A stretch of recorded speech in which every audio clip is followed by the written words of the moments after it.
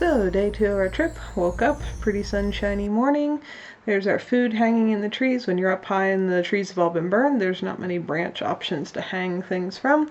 There's packing up for the morning, and then we hit the trail. Finished going uphill through the rest of the burnt out forest, past a bunch of pretty little lakes, lots of rocks, lots of dead trees falling into the lakes. It's just really beautiful up high. Little pretty streams flowing in and out of the various lakes. There's another big burned out tree trunk. And then we finally crested the top of the ridge.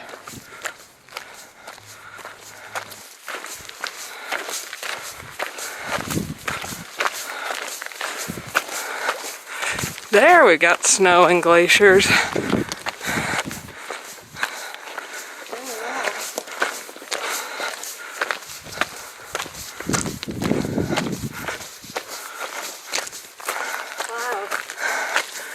My goodness. See, I knew Sawtooth Lake was bigger. Coming over that ridge, we saw Sawtooth Lake for the first time. We were fairly high above it. Looking down at it, it's a really gorgeous spot, and we got to, we hung out up there and took quite a few pictures for quite a while of ourselves and just all the beautiful scenery in all directions. Again, it was fairly clear right where we were, but it was still pretty smoky if you looked down through the valley in any direction at all. There's lots of gorgeous wildflowers. I'd never seen bright lime yellow Indian paintbrush before, so that was neat. But yeah, if you looked out across the valley toward like where Stanley, Idaho should have been visible, it was just solid smoke. So I was thankful that we were pretty well up above that. Then from there, after hanging out for a while, we headed kind of down along long sloping trail through a scree field down to actually on that lake level. There you're looking back at where we'd just come from the day before. And yeah, so down this long sloping trail, the part of the fire must have come over this hill because in places the trees were burnt out and then there was a big strip where they were not, but it was kind of a pretty, you could just pick out the long sloping slant of a trail across that whole hillside. And of course on the way down we had to stop more times to take more photos because it was just a really beautiful lake. And it's a little hard for the camera to pick up, but the color down in that water is just pretty spectacular when you're looking down into those glacial alpine lakes. And again, it always just amazes me how many beautiful little wildflowers grow in such seemingly harsh conditions where you'd think nothing would survive at all. So we made it down to the lake level. There's another little lake off to the side. I think on this trip we went past like 41 something lakes total and took some more selfies. We actually ended up hiking across the first snow on the trail for the trip. Not a very big patch or anything sketchy. It was just one spot where it hadn't melted out yet for the summer. So that was nice to see some cooler areas. It's just hard packed when it's been there all winter like that. Crossed some more little streams, looked at all the pretty log jam piles at the mouth of Sawtooth Lake where all these twisted tree trunks were just jammed up everywhere. You can hardly even see there is a stream there, Best Crossing. The water's so crystal clear. But yeah, all these pretty twisty logs were jammed into the entrance and it just made a pretty scenery. Then we took off around the lake and the other side. There in this next photo you're looking straight back. That little dip is where we had crossed and dropped into the lake. And then we headed up. There was kind of a whole chain of lakes just uphill from Sawtooth Lake, and so we hiked past a bunch of them, around a lot of boulders and rocks and all that fun stuff. And there's looking back towards some of the lakes that we'd just come past. Again, looking into more lakes. I don't even remember the names of every single one we went past. And in places there was just these strips where it would look like somebody'd planted a flower bed on the edge of the water. That's Indian paintbrush and asters, and I'm not sure what all the other flowers are, but just this solid, beautiful strip of flowers right on the edge of one of the shallow little lakes that was beautiful to see with the water rippling in the breeze underneath them.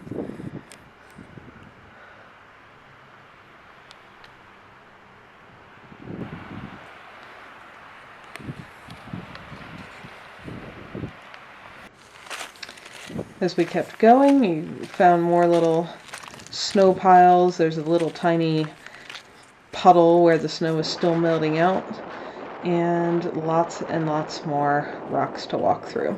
There's a reason this area is called the Rocky Mountains. As you start to get further in there, you see just more lakes of more different colors. That's not adjusted for color. That's actually the color of the water looking down into it. And as you keep going, you start to see some of the real sawtoothy edges of the mountains, and you can see how the range got its name. So somewhere in here then, we paused for a break and realized that back when we'd passed an intersection a few miles back, and I should have known better since I knew we were in a mountain range where I'd never been before, I saw a sign clearly marking it, and it seemed to be pointing to a trailhead that we did not intend to be going to, so we walked past it in the other direction. Now here's a beautiful little spring just coming right out of the rock in that little hole. But anyways, we stopped to get some drinking water and so on, realized that at that intersection we'd actually taken a wrong turn from where we were originally planning to do our loop, so after a bit of looking at the trail and such, we decided to do a slightly different loop and in the opposite direction of what we were originally planning. And later on, we were very glad that we did that, actually. Again, crossing streams took time to get our feet wet and heads wet and cool off, and then we hit a stretch of trail that was a bit overgrown, just with brush. It wasn't bad or anything, you could certainly find it, but lots of brush, some willows, some stinging nettle, and all that stuff hanging over top of it. And lots more streams. Somebody asked about carrying water, usually in the mountains because the snow spends most of the summer melting. In this area, you do not have to walk very far at all before you cross more water. There's more real sawtoothy looking mountain ridges as we kind of turned a corner, headed up another canyon, and then we eventually started to hear Barren Falls, which is huge. This video really doesn't show it, but I think it's falling a couple hundred feet. It's way out through the trees there, and there didn't look like any real easy way to get to the bottom of it, but we could see it as we climbed the ridge kind of beside it, just falling off that rock and plunging straight down into the trees there far below where we could see it, and you could hear it for a pretty good long ways.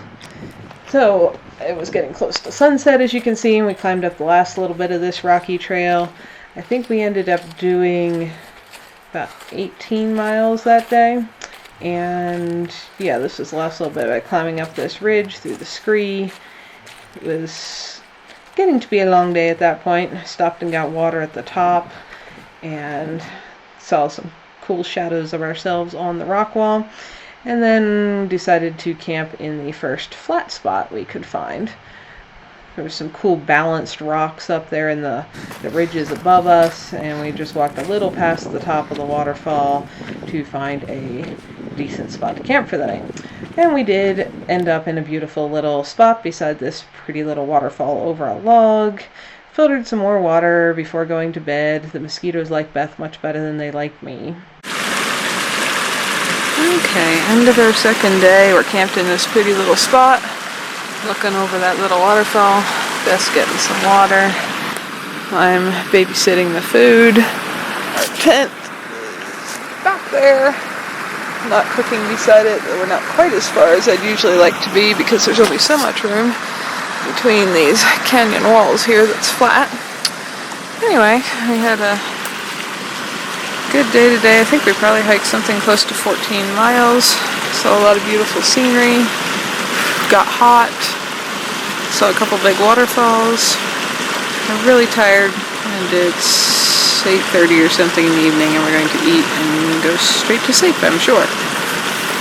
Thanks for watching, folks. If you're interested in more info on my off-grid tiny house life, check out some of my other videos here. And if you like what you're seeing, click the little picture of my house to subscribe and then hit the little bell so YouTube actually notifies you every time there's a new video available. See y'all next time.